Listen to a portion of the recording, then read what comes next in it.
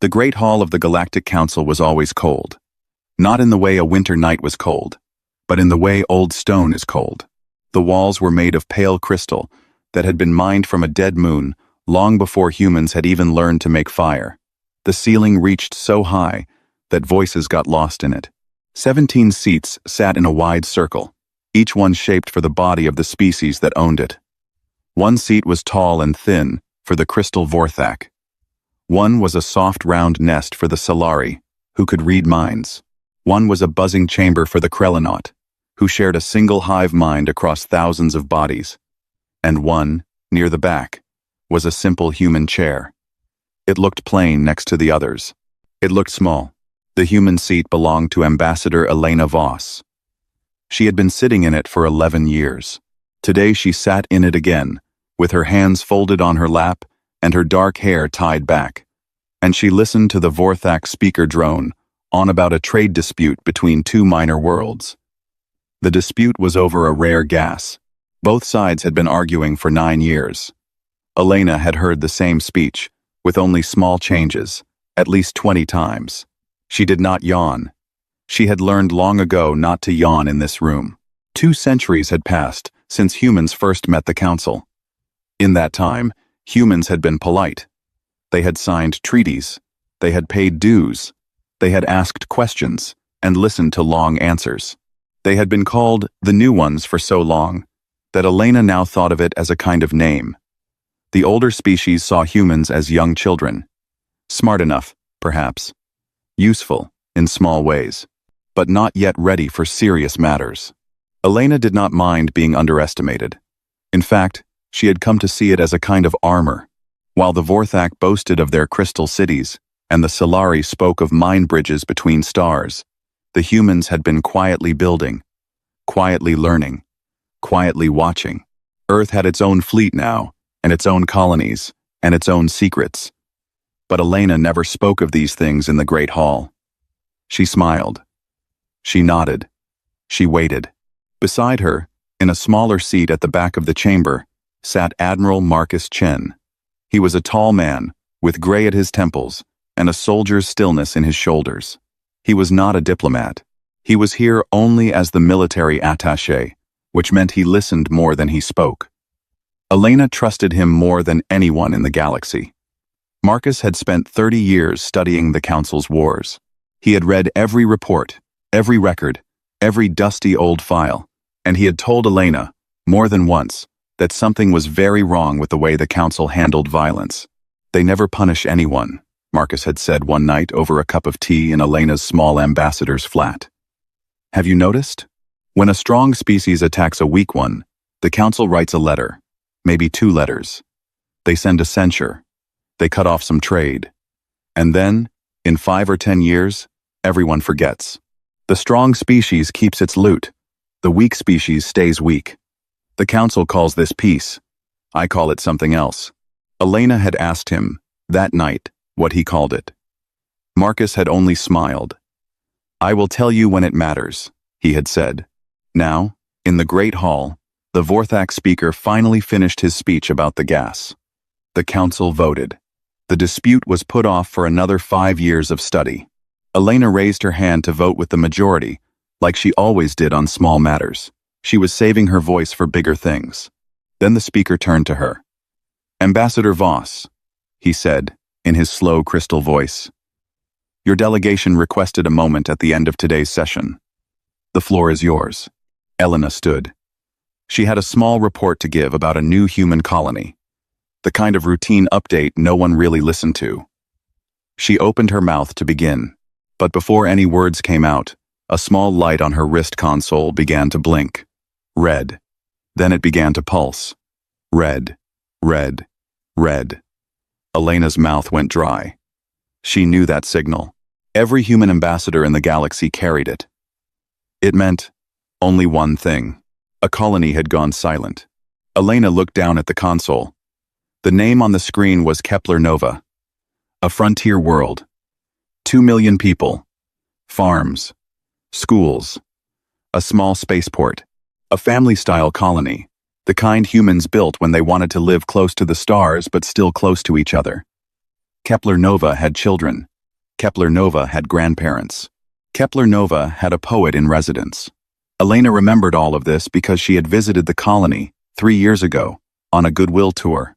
She had eaten dinner with the governor and held a baby in her arms. Now there was no signal from Kepler Nova. No distress call. No final message. Just static. As if the world had been wiped clean. Marcus saw her face. He knew. He stood up at once and walked to her side, and the two of them shared a long, silent look. Then Elena lifted her chin and turned back to the council. "Honored members," she said, and her voice did not shake. "I must withdraw my report. We have a different matter to bring before you. One of our colonies, Kepler Nova, has stopped communicating. It is too soon to know what has happened, but we ask the council to be ready in case we need help." The Vorthak speaker tilted his crystal head. There was a long pause. Around the chamber, the older species traded slow looks. None of them looked truly worried. A young species often had problems with its colonies. A storm, a failed reactor, a simple equipment fault.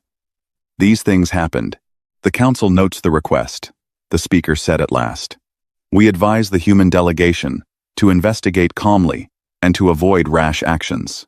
Whatever has happened, we are sure that wisdom and patience will bring it to light." The session is closed. The other delegates rose. They drifted out in their small groups, talking softly among themselves. None of them came to speak to Elena. None of them asked if she was all right.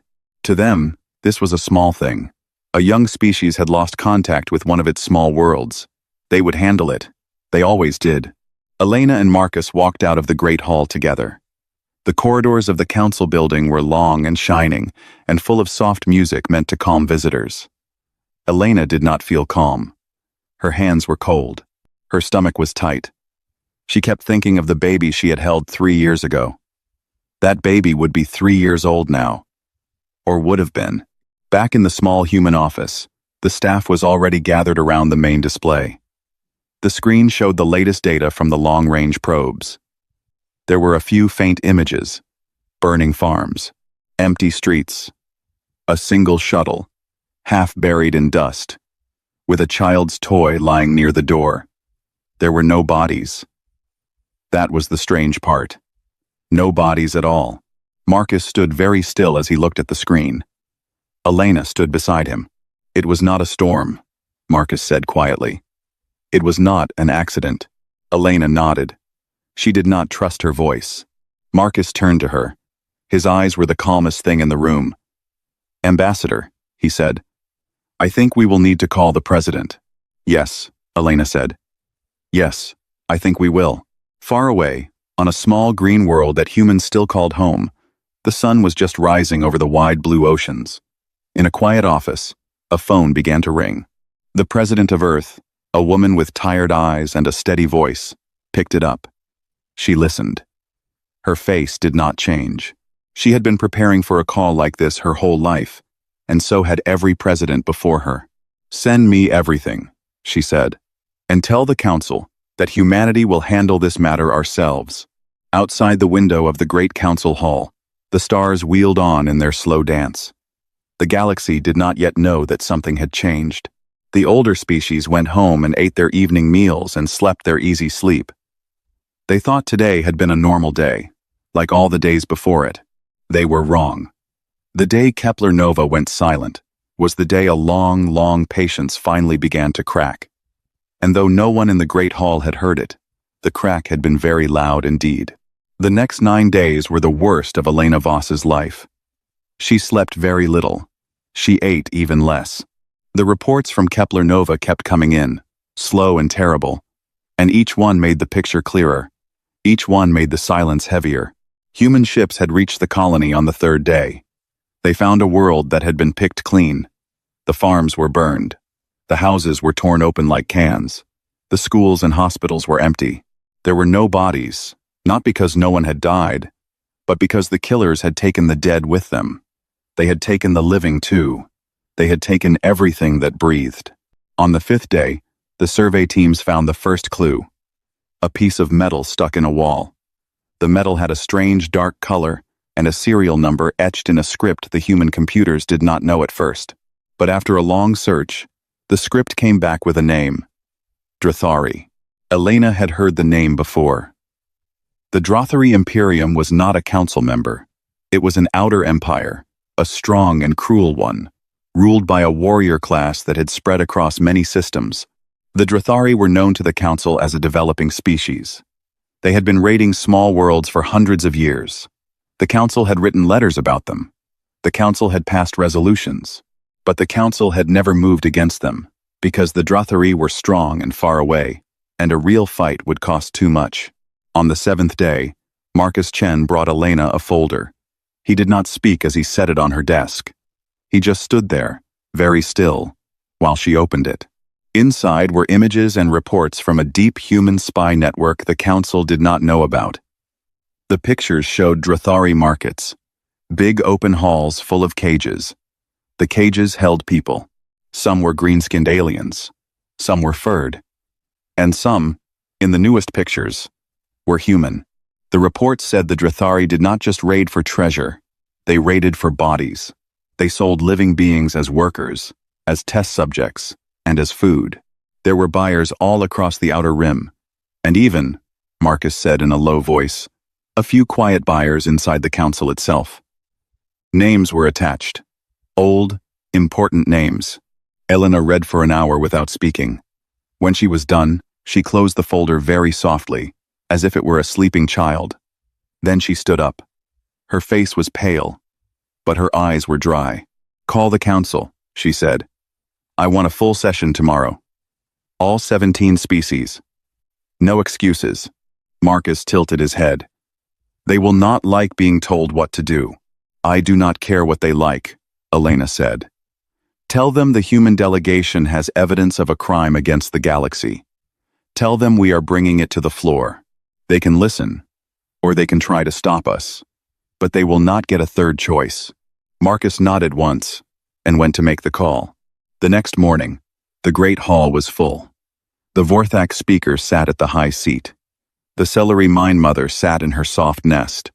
Her many eyes turned toward Elena. The Krellonaut hive was silent, as always.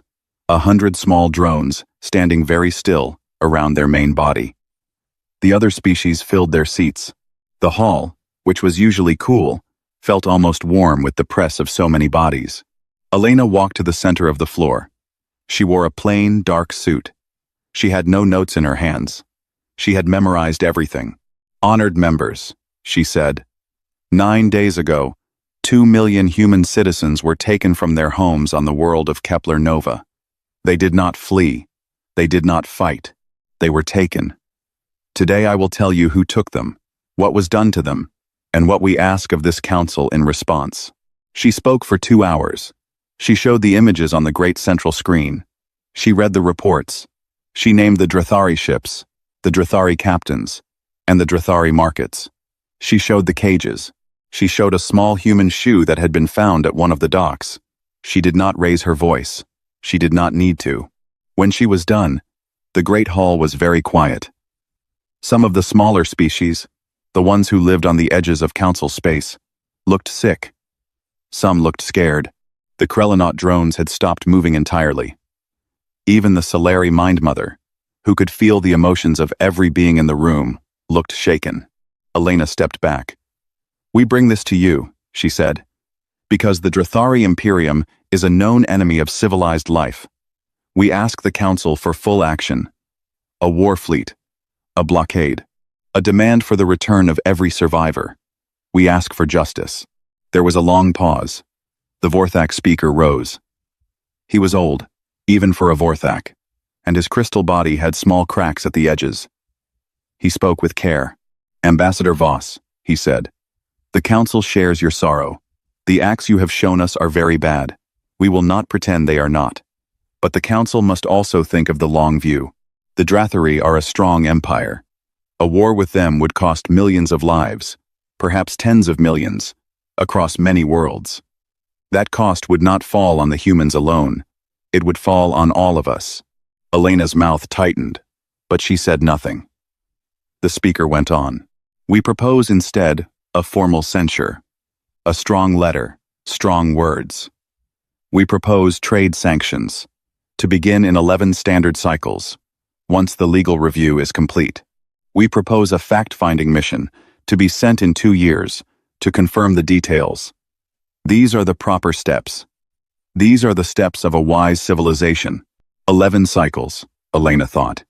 11 cycles was almost 3 Earth years. The Drathari would be done with the Kepler Nova survivors long before that. Most would be dead. The rest would be scattered to 1,000 markets. The Solari Mind Mother spoke next. Her voice was soft and full of feeling. "Dear human friend," she said, "we feel your pain. We have all felt it, here in this room, through my mind. But we must teach you something hard. Pain is not a guide. Pain wants quick answers. Civilization is the choice to wait, to think, to act slowly, with great care." Then the Krellonaut hive spoke. Its many small mouths buzzed at once. "We abstain," it said. "The matter is not ours." One by one, the older species spoke. Each one said the same thing in a different way. Patience, process, the long view. A few of the smaller species tried to speak up for the humans, but their voices were quiet, and the older species talked over them. At the end, an old Vorthak diplomat named Yarn Sarath came down from his seat and walked over to Elena. He laid one cool crystal hand on her shoulder. He meant it kindly. "That was the worst part. Grief is understandable," he said, "but your species must learn the long view. In 1,000 years, this will be a footnote. We have all lost worlds. In our time, we have all wanted blood. The mark of a true civilization is the choice not to take it." Elena looked up at him. She did not move her shoulder away, but she did not lean into the touch either. "Thank you, Speaker Yarn Sarath," she said quietly. "I will remember your words." She walked out of the great hall with Marcus at her side. They did not speak in the corridor. They did not speak in the lift. They did not speak in the small human office, where the staff stood up when they entered, hopeful, then sat back down when they saw Elena's face. Elena went into her private room and closed the door. She sat down at her desk and put her face in her hands and stayed there for a long time. Then she lifted her head and turned on the secure channel to Earth. The president answered at once. She had been waiting. "They voted for a censure," Elena said. Her voice was flat. "And sanctions in 3 years, and a fact-finding mission in 2 years. They told me to take the long view." The president did not answer for several seconds. Then she said, very softly, "I see." Marcus, who had come in behind Elena, stepped forward. He looked at the screen. He looked at Elena. He took a deep breath. "Madam President," he said. "Permission to demonstrate the long view, ma'am." The line went quiet. The President of Earth looked at her admiral on the small, bright screen. Her eyes did not blink. The whole weight of 2 centuries of patience sat between them. "Permission granted, Admiral Chen," she said. "Begin." The screen went dark. Elena sat very still in her chair. Outside the office window, the stars of the council capital still shone, calm and far away, as they had shone for 10,000 years. They did not know what was coming, but they would. Soon, they would. Humanity did not declare war. There was no speech. There was no warning. There was no proud message broadcast to the stars. Earth simply went quiet, the way a lion goes quiet, just before it moves. 2 weeks passed after Elena's failed speech in the Great Hall. To the council, it looked as if the humans had finally given up. They had stopped asking for action. They had stopped sending angry messages. Elena even attended the next routine session and voted on a small fishing rights case without making any fuss. The older species relaxed. They told each other, in private, that the humans had at last learned the long view. The young species was growing up, but far from the bright halls of the council, in the cold dark between the stars, the long view was being prepared. On the Drathari Imperium's outer border, a fleet of 300 warships rode in tight formation around their flagship, the Iron Crown. The Drathari ships were huge, ugly things, all spikes and dark plates. They were proud of their fleet. They had not lost a battle in 80 years. They had broken 6 small civilizations and taken slaves from 12 more. The captain of the Iron Crown, a tall and heavy warrior named Vask Kral, sat on his command throne and watched his sensor screens. There was nothing on them. Just empty space. Captain Vask was happy. He had eaten a fine meal. He had a new shipment of human captives in the lower decks, 100 of the strongest ones, kept for a special buyer. He thought about the price he would get.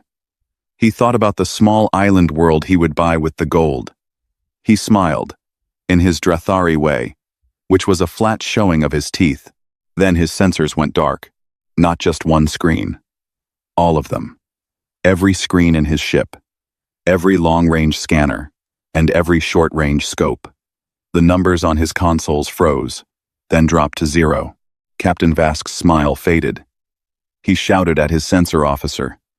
The sensor officer was already typing, already trying to bring the systems back. Nothing worked. At the same moment, on every other Drathari ship in the fleet, the same thing was happening. 300 warships had just gone blind, then deaf, then mute. Their long-range communications failed. Their short-range chatter failed. The Iron Crown could no longer talk to the Iron Fist, or the Iron Hand, or any of its sister vessels. They were 300 ships floating in the dark, with no way to see, and no way to call for help. Far away, on a Vorthak observer station 3 light-years from the Drathari border, a quiet old technician named Selen Vor noticed something strange on her gravity scope. There were small ripples in space, tiny ones, like the wake of ships moving very fast and very quiet, ships that should not have been there. She frowned. She tapped at her screen. The ripples were gone before she could mark them. On a Solari mind bridge station even further out, a young mind reader named Murati gave a small cry and fell out of her chair. Her face was white. Her hands were shaking. She had been doing a routine sweep of nearby ships, listening for thoughts, the way Solari always did. She had touched something, a human ship, and her mind had bounced off it like a ball off a wall. There were no thoughts there. None at all. Not because the humans were dead, but because they had built something her people had never seen. A wall around the mind. A shield no Solari could break. Murati reported it at once. Her superiors did not believe her. They sent another reader.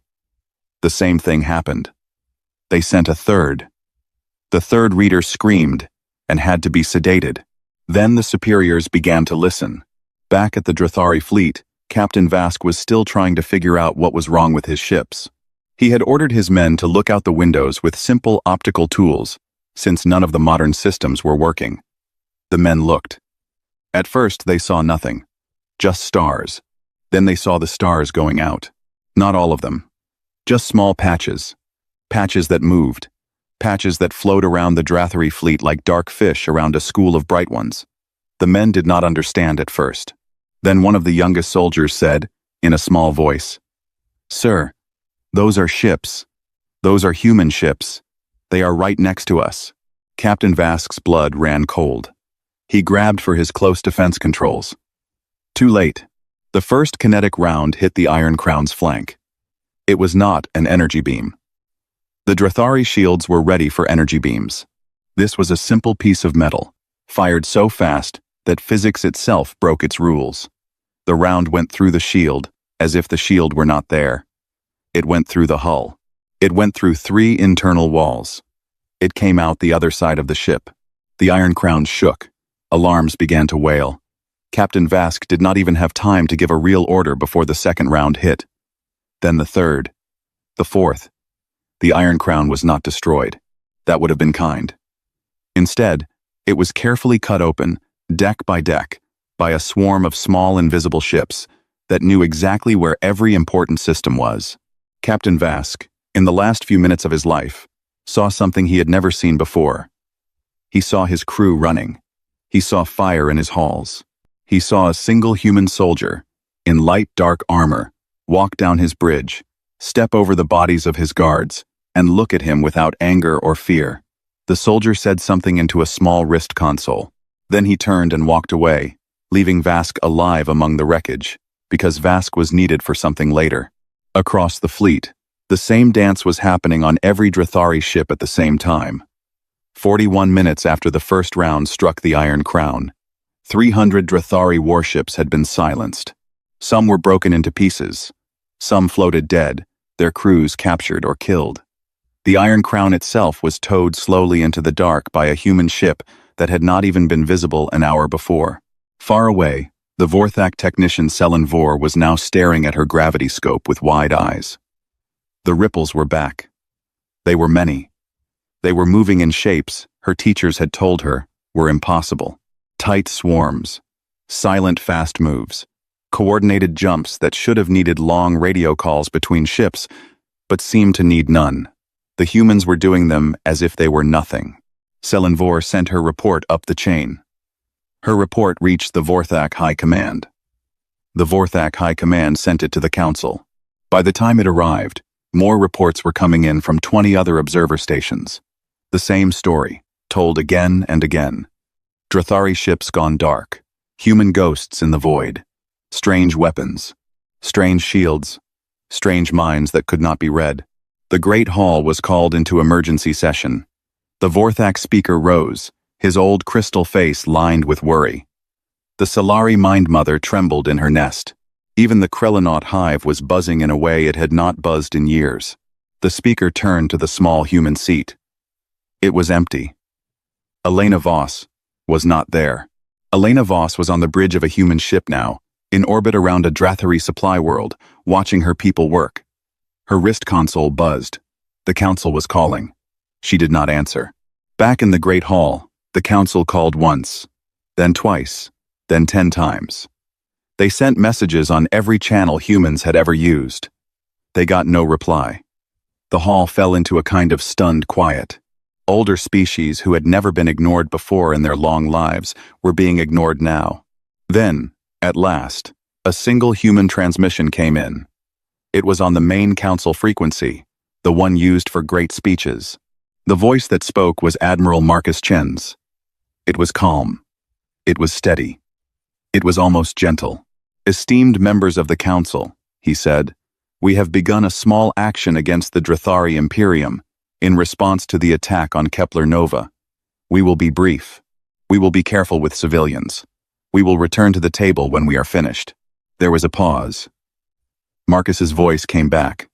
Quieter now. We are not finished, he said. Do not interfere. The transmission ended. The Great Hall sat in silence. The Vorthak speaker tried to speak, but found he had nothing to say. The Solari Mind Mother covered her many eyes with one soft hand. The Krellonaut hive went still. Outside, in the deep dark, the long view had begun. For 3 days, the council could not get the humans to answer their calls. For 3 days, the Great Hall stayed in nearly constant session, with delegates rushing in and out, their robes pulled around them, their faces tight. Reports kept coming in. Each one was worse than the last, in the eyes of the older species, because each one showed that the humans were not stopping. The Drathari home fleet was gone. The Drathari border garrisons had fallen. Drathari shipping lanes were closed. Human ships were moving deep into Drathari space, not in a wide war front, but in many small, fast strikes. They struck markets. They struck slave docks.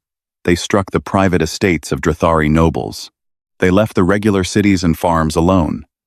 They left the common Drathari people alone. But every place where the harvest of weaker species had been planned, paid for, or carried out, was being unmade. On the 4th day, Elena Voss returned to the Great Hall. She walked in alone. She did not bring her staff. She did not bring her papers. She wore the same plain dark suit she had worn on the day she first reported Kepler Nova. She walked across the long crystal floor with steady steps and stopped at the center of the chamber. The 17 seats were full. The Vorthak speaker, the Solari Mind Mother, the Krellonaut hive, all the older species, and all the smaller ones. Every face turned toward her. The speaker lifted his crystal hand. Ambassador Voss, he said, and his voice trembled in a way it had never trembled before. You must call off your forces at once. The council demands it. This violence is beyond all law. It is beyond all right. You must stop. Elena did not answer right away. She let the silence sit. Then she lifted her chin. "Speaker Yarn Sarath," she said, using his personal name, which was a small shock all on its own. "Before I answer you, I would like to read a short list. Will you allow me?" The speaker stared at her. Then he nodded slowly.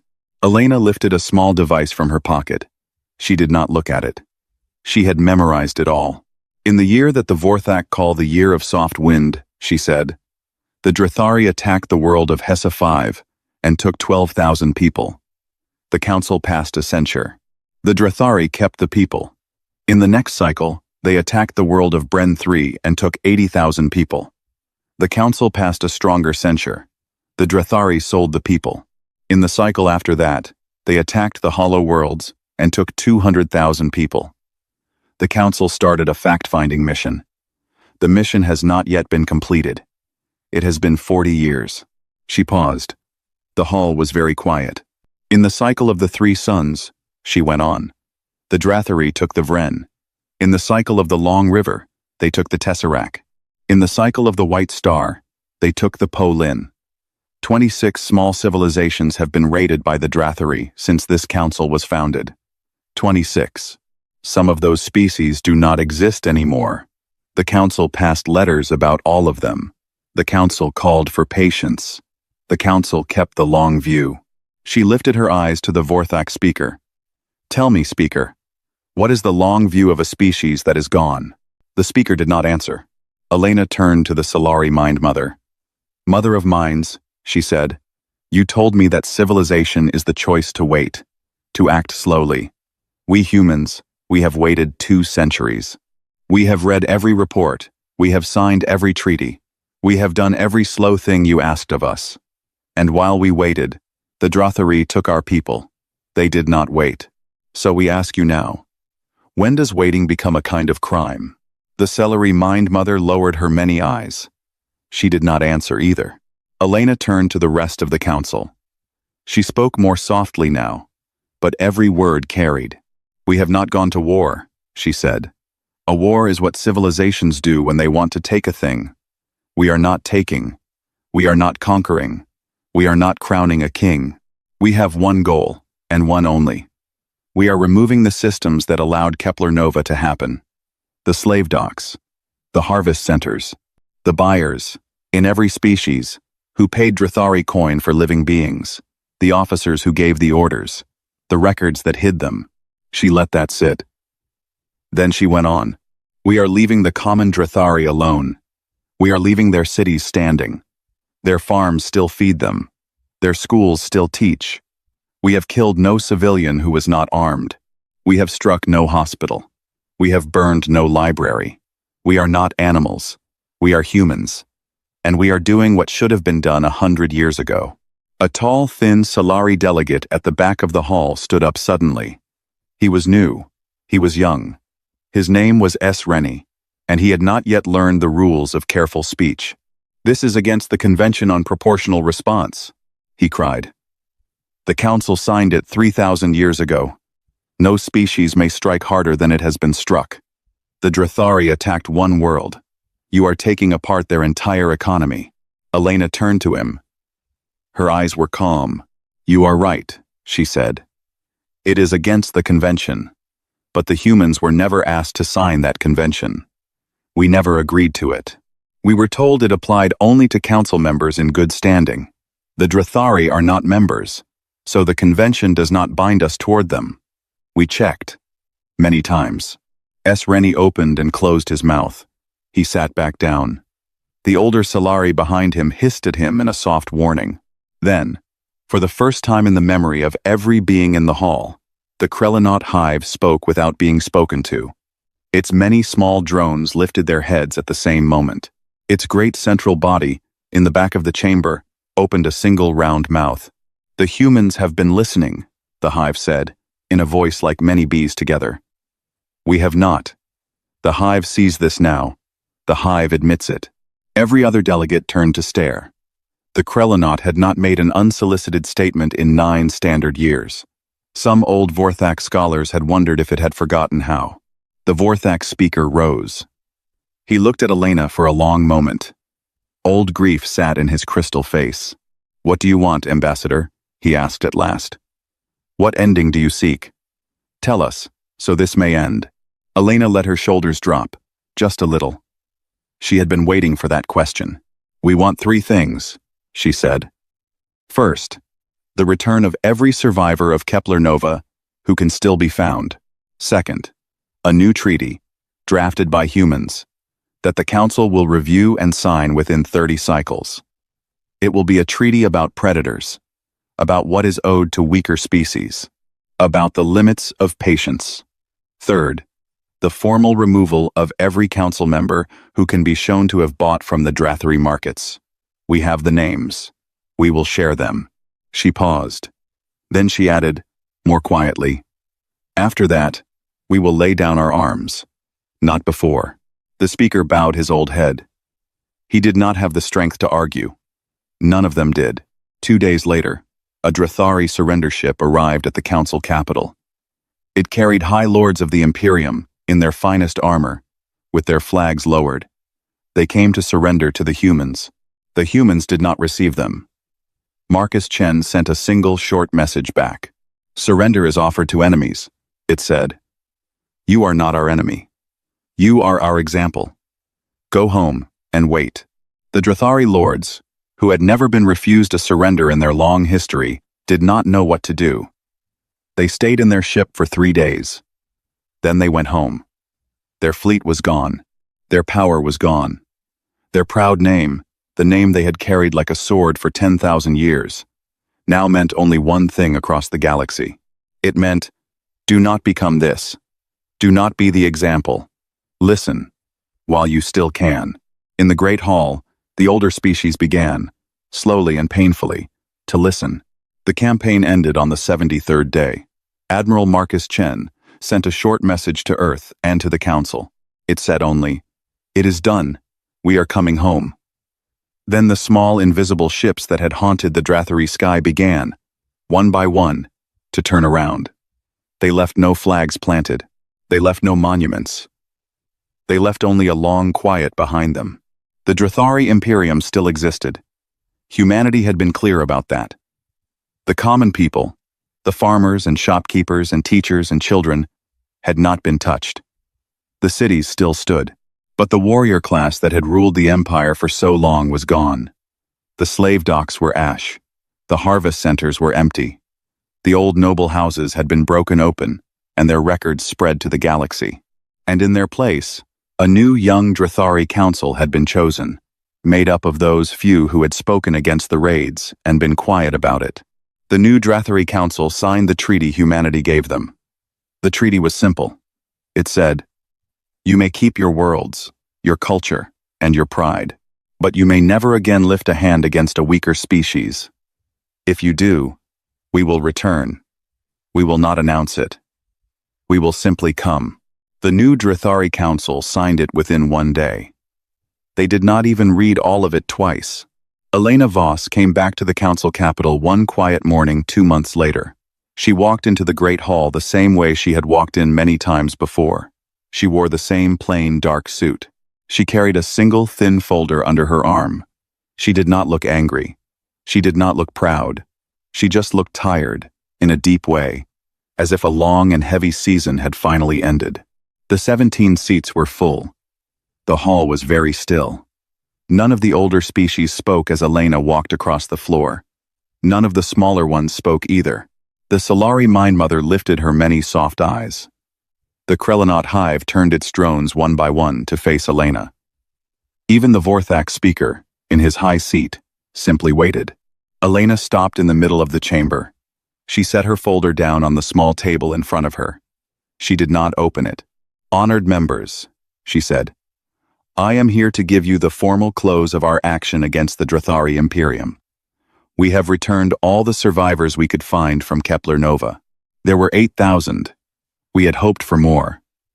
We will keep looking, in the years ahead, for any others. The new Drathari Council has signed a binding treaty under our terms. The action is over. We thank you for not interfering." The Vorthak speaker rose slowly. He was old. He had been old when Elena was a child. He looked older now than he had ever looked, Ambassador Voss, he said, the council has a question. We have spoken among ourselves for many days. We cannot agree on the answer. So we ask you, why did you wait so long? 2 centuries you sat in this hall. 2 centuries you smiled and nodded. Why? If you had this strength all along, why did you not use it sooner? Elena let the question sit for a long moment. The hall waited. She could feel every eye on her. Because we were learning, she said at last. We were learning the council, its rules, its blind spots, its ideas about what makes a civilization good. We watched, and we listened, and we read. And after 200 years, we came to a conclusion. The council had confused 2 things. It had confused patience with goodness. It had confused process with justice. The council thought that if a thing was slow, it must be wise. If a thing was hard to do, it must be the right thing. The council had stopped asking whether the slow, careful path actually saved any lives. We did the math. The slow path did not save lives. The slow path lost them, by the millions, while we wrote our letters. She paused. Then she went on, more softly. So we made a choice. We chose a different idea of civilization. One where predators learn, immediately and without forgetting, that prey can bite back.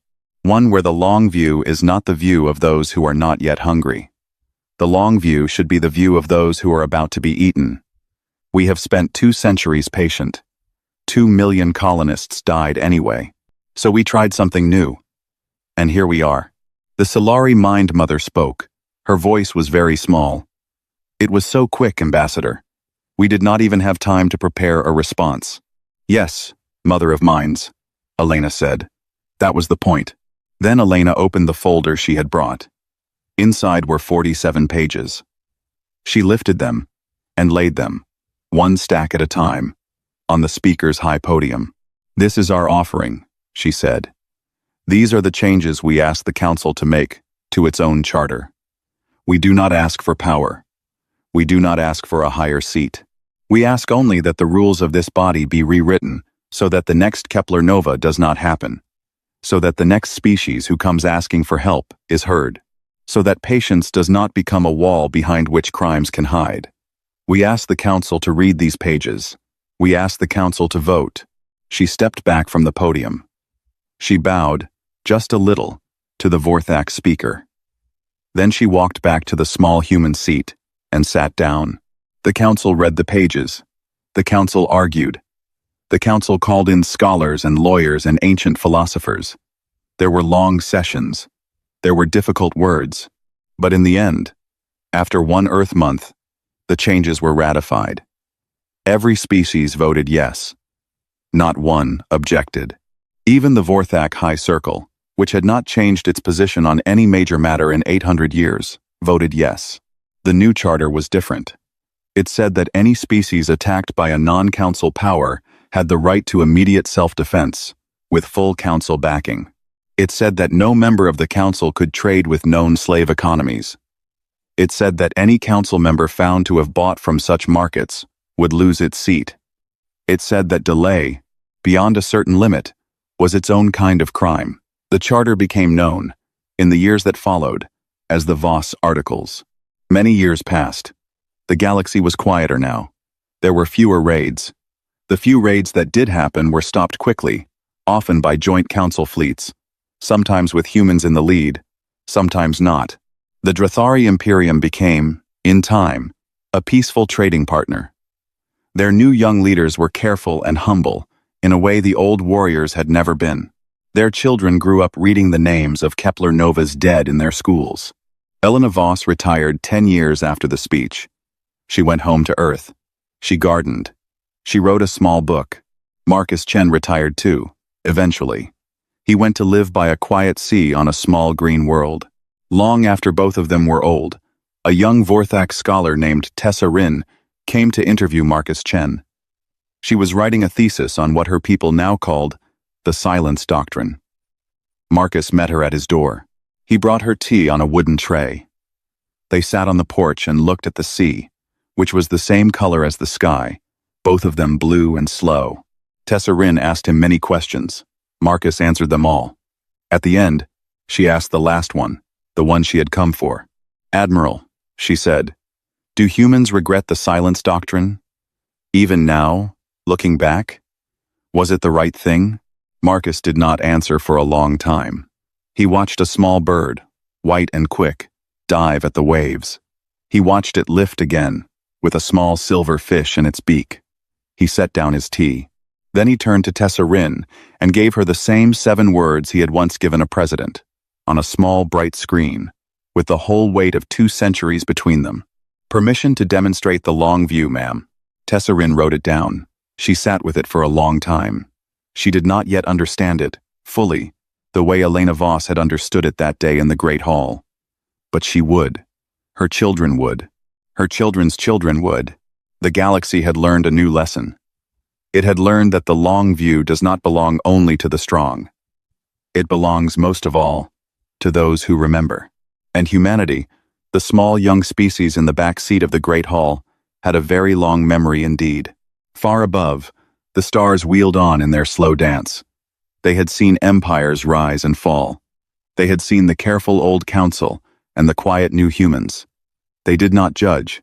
They only kept turning, as they always had. But somewhere, in the dark between them, 2 million names were carved on a quiet stone.